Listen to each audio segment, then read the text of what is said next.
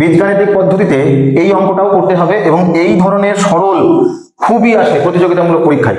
দেখুন বিষয়টা কি আছে, এরকম একটা আগের ক্লাসে বলেছিলাম আপনাদের 8.73 ইন্টু 8.73 ইন্টু 8.73, অর্থাৎ সেম সংখ্যা যখন আমরা দুবার গুণ করি তখন স্কোয়ার আকারে লিখতে পারি, কিন্তু সেম সংখ্যা যখন আমরা তিনবার গুণ করবো তখন তাকে আমরা কিউব আকারে লিখতে পারবো। অর্থাৎ এই 8.73 এটাকে যদি আমরা এ ধরি তাহলে উপরে বসে আছে এ কিউব, কারণ এটা তিনটে গুণ আকারে আছে। মাঝে কি বসে আছে প্লাস, তাহলে মাঝে প্লাস। 4.27 এটাকে যদি আমরা বি ধরি তাহলে দেখুন গুণ আকারে তিনটে বসে আছে, তাহলে তিনটে সেম সংখ্যা গুণ থাকলে তাকে কিউব আকারে লিখতে পারি। তাহলে অর্থাৎ উপরে আছে বি কিউব বাই নিচে ভগ্নাংশ আছে।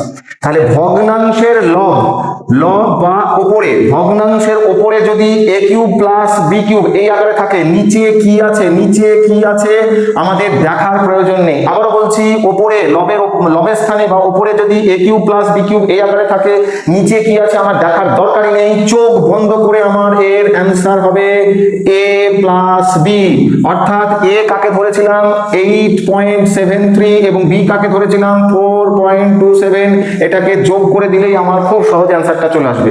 7 আর 3 10 0 হাত থাকলো 1, 7 আর 2 9 আর 1 10 0 হাত থাকলো 1, 8 আর 4 12 আর 1 13, অর্থাৎ এর অ্যান্সার হয়ে গেল 13। খুব সহজে আমরা অ্যান্সারটা পেয়ে গেলাম। আরেকটা অঙ্ক আপনাদের দেওয়া হলো, এটা করার চেষ্টা করুন।